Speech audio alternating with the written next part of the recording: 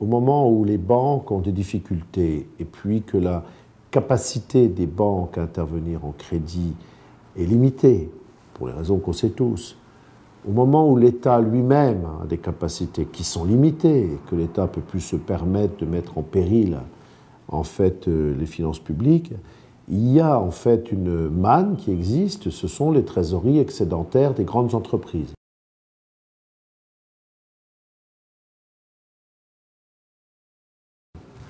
L'année dernière, au mois de mai 2010, c'était un grand titre des Échos et c'était 150 milliards d'euros.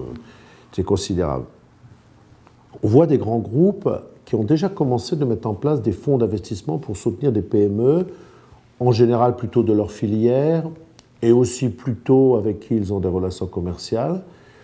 Moi, je trouve que c'est une excellente idée en ce sens que, comme mon vieux copain Ricol, on pense que la constitution d'écosystèmes est capitale pour notre pays, pour la solidarité entre les entreprises et pour que la France soit plus forte sur les marchés extérieurs.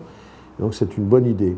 Alors il faut continuer là-dessus, et c'est vrai que lorsque ces grands groupes, lorsque j'ai la chance d'interroger les grands patrons en disant « mais quelle rémunération obtenez-vous de cette trésorerie excédentaire permanente ?» eh bien, ils sont un peu gênés parce qu'ils obtiennent 1,3% net. C'est quand même pas terrible par rapport à ces sommes d'argent immobilisées de façon un petit peu morte, non productive.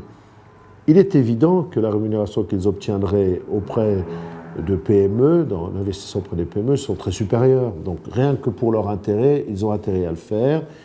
Je sais qu'il y a une vraie sensibilisation là-dessus et qu'il y a beaucoup qui sont prêts à le faire. On a déjà des exemples qui existent. EADS, Safran, Schneider,